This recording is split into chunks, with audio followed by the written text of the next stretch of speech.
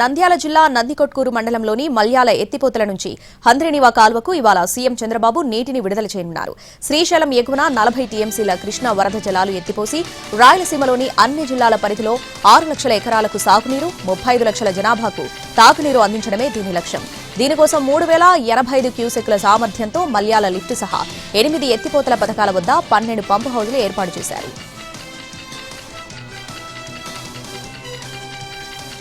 భద్రాద్రి కొత్తగూడెం జిల్లా ఇల్లందులో ఇవాళ మంత్రులు పొంగులేటి శ్రీనివాసరెడ్డి, సీతక్క పర్యటించనున్నారు. రేషన్ కార్డులు, మహిళా సంఘాలకు వడ్డీ లేని రుణాల చెక్కుల పంపిణీ చేయనున్నారు. సభ ఏర్పాట్లు ముమ్మరంగా కొనసాగుతున్నాయి. గ్రామ పంచాయతీ ఎన్నికలను దృష్టిలో పెట్టుకుని ఏర్పాటు చేసిన బహిరంగ సభలో మంత్రులతో పాటు ఎమ్మెల్యే కోరం కనకయ్య, కాంగ్రెస్ పార్టీ నాయకులు పాల్గొననున్నారు.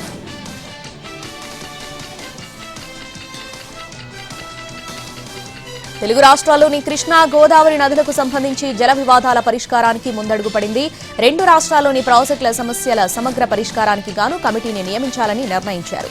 కేంద్ర రాష్ట్ర ప్రభుత్వాల నుంచి అధికారులు, సాంకేతిక నిపుణులతో ఈ కమిటీని ఈ నెల 21లోగా నియమించనున్నారు. కేంద్ర మంత్రి సిఆర్ పాటిల్ ఆధ్వర్యంలో జరిగిన సమావేశంలో నిర్ణయం తీసుకున్నారు. పోలవరం బనకచెర్ల అనుసంధాన ప్రాజెక్టు, కృష్ణా, గోదావరి జలాలకు సంబంధించి 13 అంశాల అజెండాగా సమావేశం జరిగింది.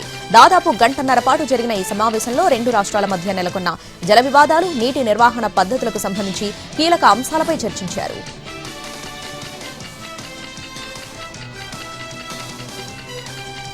ఏపీ ప్రభుత్వం నిర్మించే తలపెట్టిన బనకచెర్ల ప్రాజెక్టు అంశం చర్చకు రాలేదని, ఏపీ నుంచి ఆ ప్రతిపాదన రాలేదని సీఎం రేవంత్ రెడ్డి స్పష్టం చేశారు. తెలుగు రాష్ట్రాల మధ్య గోదావరి, కృష్ణా జలాల అంశంలో ఉన్న సమస్యలపై చర్చించడానికి అధికారులు, ఇంజనీర్లతో కమిటీ ఏర్పాటు చేయాలని నిర్ణయించామని తెలిపారు. ఈ భేటీలో 4 అంశాలు చర్చించామని తెలిపారు. కృష్ణా నీటి వాడకంపై టెలిమెట్రీలు ఏర్పాటు, శ్రీశైలం ప్రాజెక్టులో ఏర్పడిన డ్యామేజీకి మరమ్మతులకు ఏపీ అంగీకరించిందని చెప్పారు. ఏపీలో కృష్ణా బోర్డు, తెలంగాణలో గోదావరి బోర్డు ఏర్పాటుకు 2 రాష్ట్రాలు సుముఖంగా ఉన్నాయని, ఇరు రాష్ట్రాల మధ్య పెండింగ్ లో ఉన్న అంశాలపై ఉన్నతాధికారులతో ఒక కమిటీని ఏర్పాటు చేసుకుని వివాదాలను పరిష్కరించుకునేందుకు నిర్ణయం జరిగిందన్నారు సీఎం రేవంత్ రెడ్డి.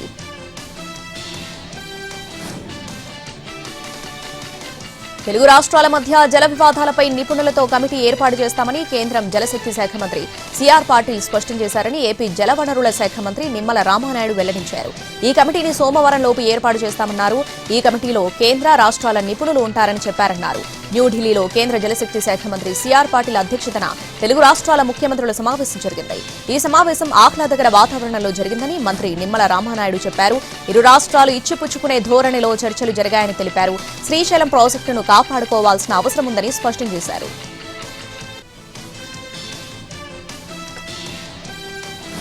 తెలుగు రాష్ట్రాల ముఖ్యమంత్రుల సమావేశంపై అధికారిక ప్రకటన విడుదల చేసింది జలశక్తి శాఖ. 2 రాష్ట్రాల మధ్య కొనసాగుతున్న నీటి సంబంధిత సమస్యలను పరిష్కరించడానికి జలశక్తి మంత్రి CR Patil, AP CM Chandrababu, Telangana ముఖ్యమంత్రి రేవంత్ రెడ్డిల మధ్య జలశక్తి శాఖ సమావేశం నిర్వహించింది. ఈ సమావేశానికి 2 రాష్ట్రాల జలవనరుల మంత్రులు, రాష్ట్రాల కేంద్ర ప్రభుత్వ సీనియర్ అధికారులు హాజరయ్యారు.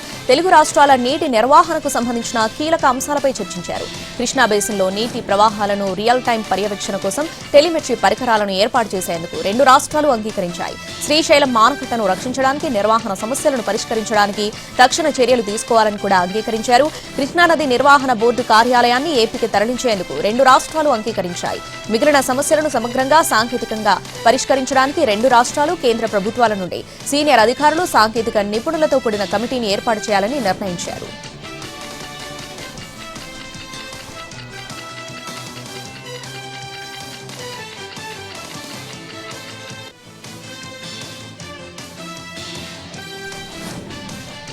పోలవరం, గోదావరి జలాలు, బనకచెర్ల ప్రాజెక్టుపై మాజీ సీఎం జగన్ కీలక వ్యాఖ్యలు చేశారు. గోదావరికి అతిపెద్ద ఉపనది అయిన ప్రాణహిత నదిని ఎగువన ఉపయోగిస్తున్నారని చెప్పారు. ఇంద్రావతి, ప్రాణహితను ఒక జాతీయ ప్రాజెక్టును చేపట్టడానికి కేంద్ర ప్రభుత్వం ఛత్తీస్గఢ్కు 50,000 కోట్లు కేటాయించిందని చెప్పారు. అది పోలవరం వద్ద దిగువకు, గూడవల్లి వద్ద గోదావరి మిగులు జలాల లభ్యతను ప్రశ్నార్థకం చేస్తుందని తెలిపారు. పోలవరం మానకట్ట ఎత్తు విషయంలో చంద్రబాబు రాజీ పడ్డారని జగన్ ఆరోపించారు. మొదట ఆమోదించబడిన ఎత్తు 45.72 మీటర్లయితే దానిని 41.15 మీటర్లకు పరిమితం చేయడానికి అంగీకరించారని తెలిపారు. ఆనకట్ట ఎత్తును 45.72 మీటర్లకు పెంచకుండా ప్రాజెక్టులో తగినంత నీటిని నిల్వ చేయలేరని జగన్ చెప్పారు. అలాగే ఇతర ప్రాంతాలకు నీటిని మళ్లించడం కూడా సాధ్యం కాదన్నారు. కృష్ణానది జలాల ఉపయోగంలో రెండు రాష్ట్రాల్లో అనుమానాలున్నాయన్నారు మంత్రి ఉత్తమ్ కుమార్ రెడ్డి. విభజన చట్టంలో ఉన్నట్లు టెలిమెట్రీ పరికరాలు ఉపయోగించాలన్నారు. వాటిని గత ప్రభుత్వం పట్టించుకోలేదని చెప్పారు. టెలిమెట్రీ పరికరాలు ఉపయోగిస్తే ఎవరు ఎన్ని నీళ్లు వాడుతున్నారో తెలుస్తుందన్నారు. శ్రీశైలం ప్రాజెక్టు డ్యాం విషయంలో కొన్ని అంశాలు కేంద్రం దృష్టికి తీసుకెళ్లామని చెప్పారు. యుద్ధ ప్రాతిపదికన శ్రీశైలం డ్యాం మరమ్మతులు చేయాలని నిర్ణయం తీసుకోవాలని సూచించారు. గోదావరి బోర్డు హైదరాబాద్ లో, ఆంధ్రాలో కృష్ణా బోర్డు ఉండాలని చూడాలని చెప్పామన్నారు.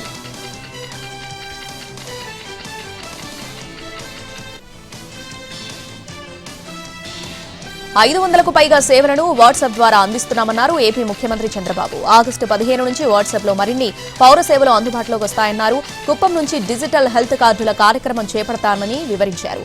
విశాఖకు గూగుల్ రాబోతుందని చెప్పారు. తమ ప్రభుత్వం వచ్చిన తర్వాత ఏడాదిలో 10 లక్షల కోట్ల పెట్టుబడులను ఆకర్షించామని, వచ్చే ఏడాది 13 లక్షల కోట్ల పెట్టుబడులు లక్ష్యంగా పెట్టుకున్నామని చెప్పారు.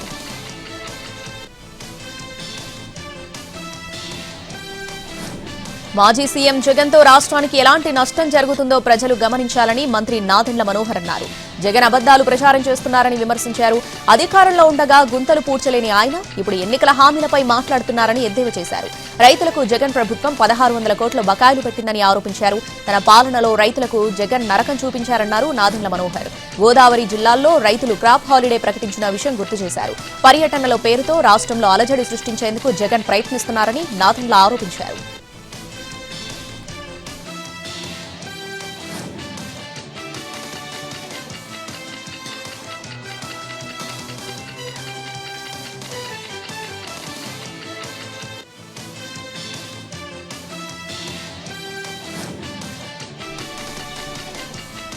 వైఎస్ జగన్ కనీసం మానవత్వం ఉన్న మనిషిలా వ్యవహరించడం లేదన్నారు హోంమంత్రి అనిత.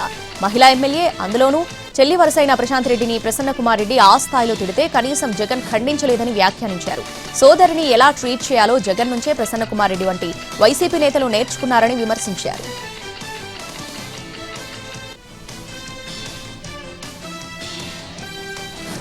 ఏపీ ముఖ్యమంత్రి చంద్రబాబు ఢిల్లీలో కేంద్ర ఆర్థిక మంత్రి నిర్మలా సీతారామన్తో సమావేశమయ్యారు.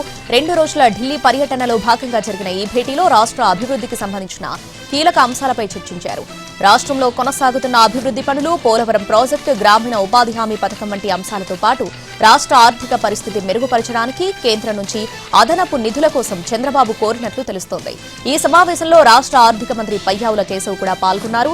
రాష్ట్ర విభజన కారణంగా ఆంధ్రప్రదేశ్కు జరిగిన ఆర్థిక నష్టాలను 16వ ఆర్థిక సంఘం దృష్టిలో ఉంచుకుని నిధుల కేటాయింపులో పరిగణలోనికి తీసుకోవాలని చంద్రబాబు కోరారు. ఈ సందర్భంగా రాష్ట్ర ఆర్థిక పరిస్థితి, అభివృద్ధి ప్రాజెక్టులపై కేంద్రం నుంచి సానుకూల స్పందన లభించినట్లు తెలుస్తోంది.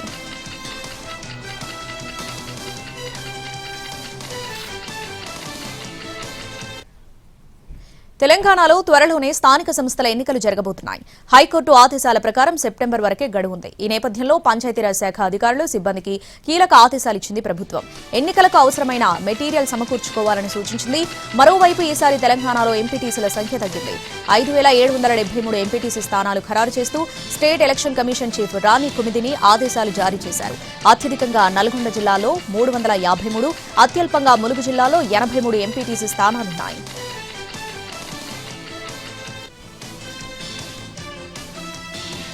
ఏపీ లిక్కర్ స్కామ్ లో ప్రైమరీ ఛార్జిషీట్ సిద్ధం చేస్తుంది సిట్. రేపు ఏసీబీ కోర్టులో ఛార్జిషీట్ వేయనుంది. ఈ కేసులో 200 మందికి పైగా సాక్షులను విచారించిన సిట్ 40 మందిని నిందితులుగా చేర్చింది. ఇందులో 11 మందిని అరెస్ట్ చేసింది కూడా. ప్రైమరీ ఛార్జిషీట్ తర్వాత మిగిలిన విచారణ పూర్తి చేసి తుది ఛార్జిషీట్ దాఖలు చేయనుంది. హైదరాబాద్ క్రికెట్ అసోసియేషన్ పై హైకోర్టు అసహనం వ్యక్తం చేసింది. తమ ఆదేశాలను పట్టించుకోకపోవడంపై హెచ్సీఏ అధికారులపై ఆగ్రహం వ్యక్తం చేసింది. తాము ఆదేశాలిచ్చినా డబ్బులు ఎందుకు చెల్లించడం లేదో నేరుగా హాజరై వివరణ ఇవ్వాలని హెచ్సీఏ కార్యదర్శి దేవరాజ్, సీఈఓ సునీల్ బోస్ను న్యాయస్థానం ఆదేశించింది. తదుపరి విచారణను ఈ నెల 18కి వాయిదా వేసింది. వర్క్ ఆర్డర్ మేరకు పనులు పూర్తి చేసిన 19 లక్షలను హెచ్సీఏ చెల్లించడం లేదని గంజం డెకార్ సర్వీసెస్ సంస్థ గతంలో హైకోర్టులో పిటిషన్ వేసింది. వెంటనే డబ్బు చెల్లించాలంటూ అప్పట్లోనే హైకోర్టు ఆదేశాలిచ్చింది. తెలంగాణ పంచాయతీరాజ్ శాఖలో ఏసీబీ సోదాలు నిర్వహించింది. లంచం తీసుకుంటూ ఈఎన్సీ కనకరత్నం రెడ్ హ్యాండెడ్ గా పట్టుబడ్డాడు. 50,000 రూపాయల లంచం తీసుకుంటూ ఏసీబీకి చిక్కాడు ఈఎన్సీ కనకరత్నం. కొన్ని రోజుల క్రితమే పదవీ విరమణ చేసిన కనకరత్నం ఈఎన్సీ పోస్టును ప్రభుత్వం ఏడాది పాటు పొడిగించింది. ఏలూరు జిల్లా బుట్టాయిగూడెం పోలీస్ స్టేషన్ ముందు ఉద్రిక్తత చోటు చేసుకుంది. బుట్టాయిగూడెంకు చెందిన ఇద్దరు మైనర్లు ప్రేమించుకుని ఇంటి నుంచి పారిపోయారు. అమ్మాయి కుటుంబ సభ్యులు ఇచ్చిన ఫిర్యాదుతో అబ్బాయి తండ్రిని పోలీస్ స్టేషన్ కు పిలిపించారు. విచారణ భాగంగా పోలీస్ స్టేషన్ కు తీసుకెళ్లి విచక్షణ రహితంగా కొట్టారంటూ బంధువులు ఆరోపిస్తున్నారు. అంతేకాదు స్పృహ తప్పిపోయిన లక్ష్మణుడును పోలీసు స్టేషన్ ముందు వదిలివేశారని చెబుతున్నారు. అతన్ని గుర్తించి స్థానిక ఆసుపత్రికి తరలించారు. దీంతో పోలీసులపై చర్యలు తీసుకోవాలని పోలీస్ స్టేషన్ ముందు లక్ష్మణుడు బంధువులు, ఆదివాసీ సంఘాలు ఆందోళన చేపట్టారు. ఖమ్మం జిల్లా పెనుపల్లి మండలంలో సాగర్ కాలువ ద్వారా గోదావరి జలాల రాకతో రైతులు ఆనందం వ్యక్తం చేశారు. గోదావరి జలాల్లో స్నానాలు చేసి కేరింతలు కొట్టారు. పసుపు, కుంకుమ, పుష్పాలతో హారతులు ఇచ్చి గోదారమ్మకు స్వాగతం పలికి ప్రత్యేక పూజలు నిర్వహించారు. సీతారామ ప్రాజెక్టు ద్వారా గోదావరి నీటితో సత్తుపల్లి నియోజకవర్గ రైతులకు సాగునీరందింది. దీంతో రైతులు సంబరాలు చేసుకున్నారు. ఖరీఫ్ సీజన్ ప్రారంభం కావడంతో జూన్, జూలై నెలలో రైతన్నలు దుక్కులు దున్ని పొలాన్ని సిద్ధం చేసి నారుమల్లు పోశారు. ఇక రుతుపవనాలు ముఖం చాటేయడంతో వర్షాలు లేకపోవడంతో పోసిన నారుమల్లు ఎండిపోతున్న తరుణంలో గోదావరి జలాల రాకతో నారుమల్లు బతికి పంటలు పండుతాయని రైతులు ఆశాభావం వ్యక్తం చేశారు.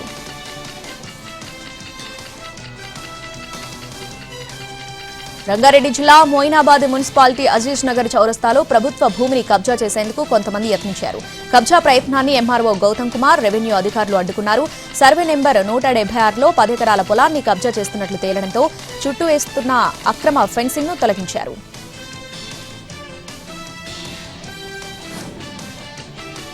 అనకాపల్లి జిల్లా రోలుగుంట మండలంలో రోడ్లు లేక జనాలు అవస్థలు పడుతున్నారు. ముఖ్యంగా గర్భిణీలు, బాలింతలు పడుతున్న కష్టాలు అన్నీ ఇన్ని కావు. ఇటీవల కొండతాంబిలి సాయి అనే బాలింత తనకు పుట్టిన బిడ్డను ఎత్తుకుని 3 కిలోమీటర్లు నడుచుకుంటూ స్వగ్రామానికి వెళ్లడం స్థానికులను కలిచివేసింది. నిండు గర్భిణి అయిన కొండతాంబిలి సాయి ఈ నెల 13న ఆసుపత్రికి వెళ్తూ మార్గం మధ్యలో పొదల చాటున పాపకు జన్మనిచ్చింది. అంబులెన్స్ వచ్చాక నర్సీపట్నం ఏరియా ఆసుపత్రికి తల్లి బిడ్డను తరలించారు. వైద్యం అందించిన తర్వాత అంబులెన్స్ లో లోసింగి గ్రామానికి బయలుదేరారు.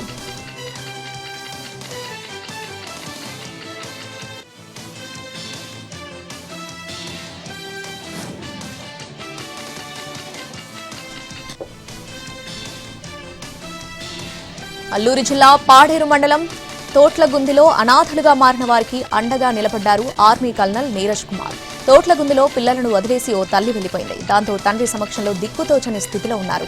ఆ విషయం తెలుసుకున్న పాడేరు ఎమ్మెల్యే మచ్చరాస విశ్వేశ్వరరాజు విశాఖ, అనకాపల్లి, అల్లూరు జిల్లాల NCC incharge Indian army colonel Neeraj Kumar దృష్టికి తీసుకెళ్లారు.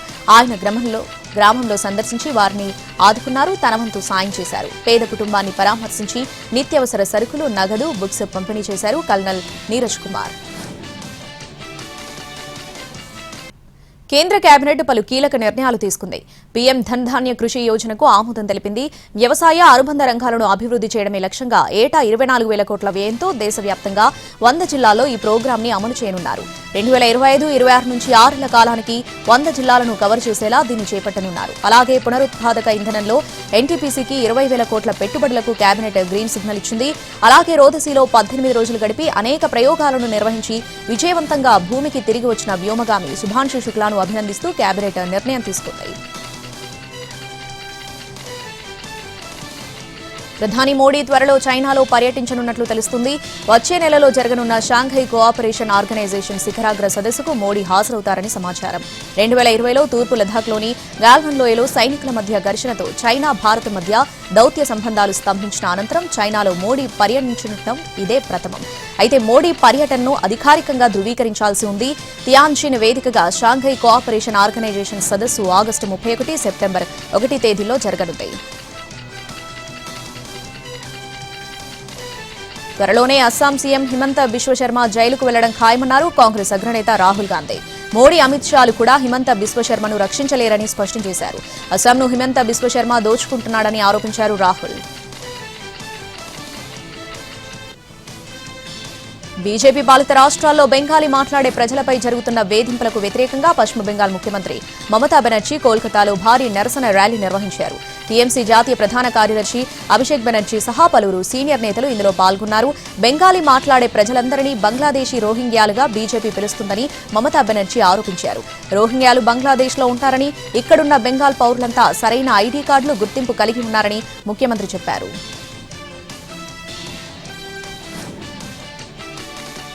వచ్చే ఏడాది జరగనున్న తమిళనాడు అసెంబ్లీ ఎన్నికల్లో విజయం కోసం అన్ని పార్టీలు వ్యూహాలు సిద్ధం చేసుకుంటున్నాయి. ఈ సమయంలో తన మిత్రపక్షం బీజేపీకు అన్నాడీఎంకే ఒక షరతు విధించింది. తాము ఎన్నికల్లో గెలిస్తే తమ పార్టీనే ప్రభుత్వాన్ని ఏర్పాటు చేస్తుందని వెల్లడించింది. కూటమి గెలుస్తుంది, కానీ అన్నాడీఎంకేనే ప్రభుత్వాన్ని ఏర్పాటు చేస్తుందన్నారు. తమ పార్టీనే కూటమికి నాయకత్వం వహిస్తుందని చెప్పారు. ఇది తమ నిర్ణయమన్నారు. తానే ముఖ్యమంత్రిని అని బీజేపీ స్పష్టం చేసిందని పళనిస్వామి కీలక వ్యాఖ్యలు చేశారు.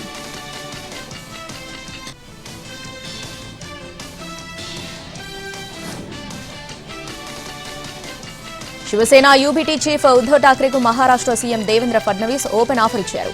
కావాలనుకుంటే ఉద్దవ్ ఠాక్రే తిరిగి మళ్లీ అధికార ఎన్డీఏ కూటమిలో చేరవచ్చని ఫడ్నవీస్ ఆహ్వానం పలికారు. ప్రత్యర్థిని తిరిగి తమలో కలవాలని ఫడ్నవీస్ ఆహ్వానించడం మహారాష్ట్ర పాలిటిక్స్ లో కొత్త చర్చకు దారితీస్తుంది.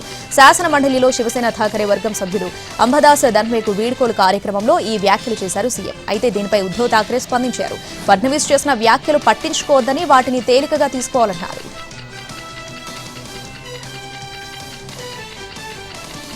భారతదేశం తన రక్షణ సామర్థ్యాలను తక్షణం ఆధునీకరించాల్సిన అవసరం ఉందని chief of defence staff general Anil Chauhan అన్నారు. రేపటి టెక్నాలజీని ఉపయోగించి ఈ రోజు యుద్ధం చేయాల్సి ఉంటుందని, నిన్నటి ఆయుధాలతో నేడు యుద్ధం చేసి గెలవలేమని వ్యాఖ్యానించారు. న్యూఢిల్లీలో జరిగిన UAV counter unmanned aerial systems స్వదేశీకరణ వర్క్ షాప్ లో అనిల్ చౌహాన్ పాల్గొన్నారు.